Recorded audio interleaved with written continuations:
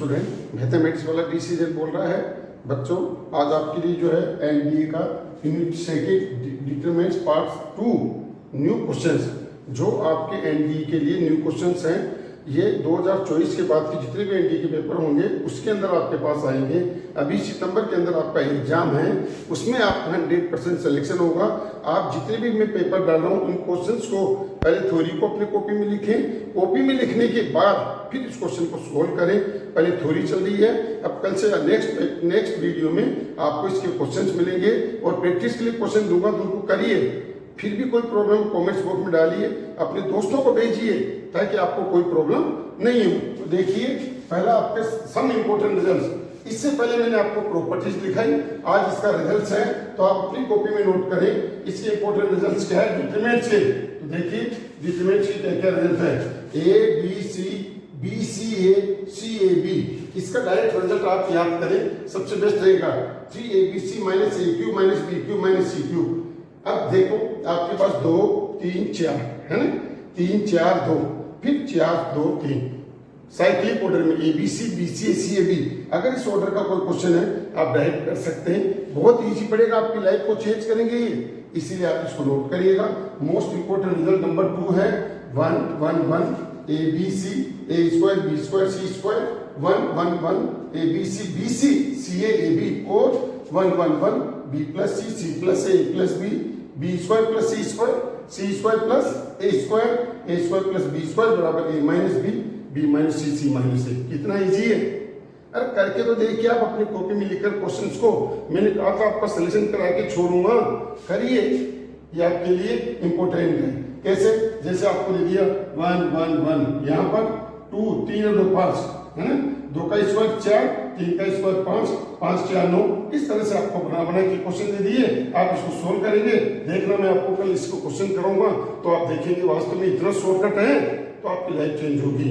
ND के अंदर 120 question आते हैं, 119 तक तो पहुंच चुके, 120 भी आपका करेक्ट होगा।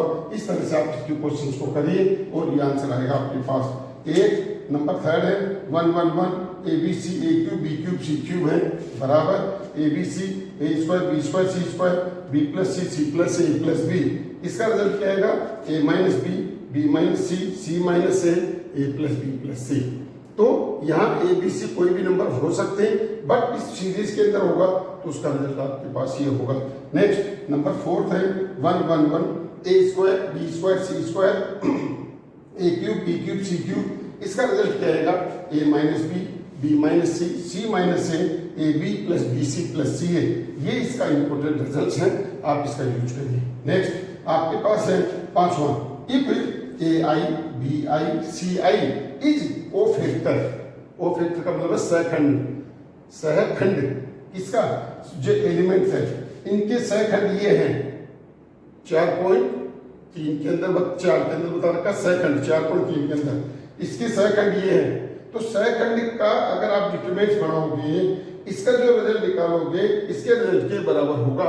कैसे, देखो 2 3 5 7 है, 3 7 2 14 माइनस 15 बराबर माइनस 1 है। अब आपने इसका सहखंड लिखा, कोफैक्टर लिखा 7, 3 का कोफैक्टर माइनस 5, 5 का कोफैक्टर माइनस 3 2। इसको सोल्व किया, वापस माइनस 1 आया आपके पास। कैसे, 14 माइनस का 15 बराबर माइनस 1। तो आप इस तरह से अगर 3 into 3 की है, आप इसका कोफैक्टर करोगे, बहुत लंबा टाइम लगेगा। आप डिटरमिनेंट्स की वैल्यू निकालिए, उसका होल स्क्वायर कर दो, वही आपका इसका आंसर होगा।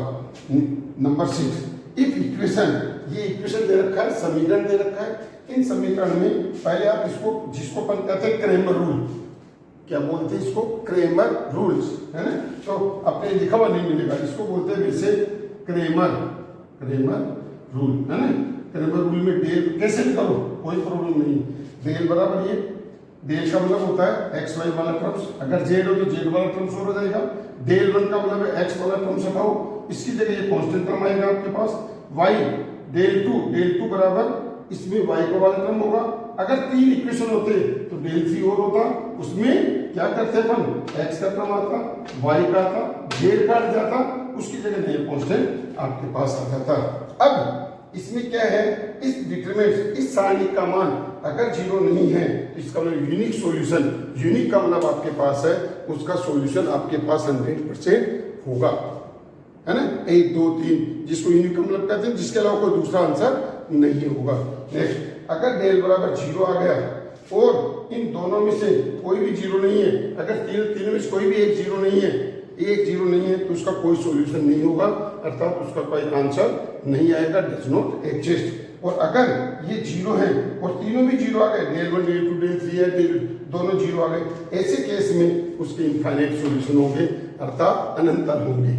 अनंतल कैसे? अपन z बराबर k सपोज करेंगे, अगर y है तो y बराबर k करेंगे और y बराबर k रखेंगे तो x की वैल्यू आपके पास आ जाएगी। इस तरह से केवल आप ऑप्शन के अंदर ये सवाल पूछे जाते हैं। तो ये इंपॉर्टेंट रिजल्ट्स हैं जो एनडीए के यूज होगा, इसके अलावा कोई बाहर से क्वेश्चन नहीं आएगा, बस शर्त है कि आप इनकी प्रैक्टिस करेंगे और सवालों को ज्यादा ज्यादा करेंगे। अभी नई बुक के अंदर इसका कोई सॉल्यूशन नहीं है, नई बुक के अंदर कोई क्वेश्चन नहीं है, आपकी जितनी ओल्ड बुक है उस ओल्ड बुक में मिलेगा, बाकी नहीं है तो मैं आपको दे रहा हूँ। तो आप अपने दोस्तों को बताएं और ज़्यादा से ज़्यादा इन सवालों को करिए। एनडीए में मैं सिलेक्शन करा के छोड़ूंगा जो सितंबर माह के अंदर है, फिर नेक्स्ट अपने अप्रैल में है, तो इनको ज़्यादा से ज़्यादा आप सोल्व करें और अपनी लाइफ को चेंज करें और दोस्तों को और फ्रेंड्स को सभी को भेजें। सभी पेरेंट्स, सभी बच्चों से रिक्वेस्ट है कि इनका ज़्यादा से ज़्यादा बेनिफिट आप उठाएं। ये मैथमेटिक्स वाला डिसीजन आपका सिलेक्शन करा के छोड़ेगा। आप माने या नहीं माने, आपको एक दिन सोचने के लिए मजबूर करेगा कि वास्तव में सर ने सही कहा था। तो इसीलिए मेरे 35 सालों का अनुभव आपको ये बता रहा है आपका सिलेक्शन होगा, क्योंकि मैंने भी ऑल इंडिया के अंदर आपकी चौथी रैंक ले रखी है इंटेलिजेंस ब्यूरो में। तो आपकी चाहिए आपका भी सिलेक्शन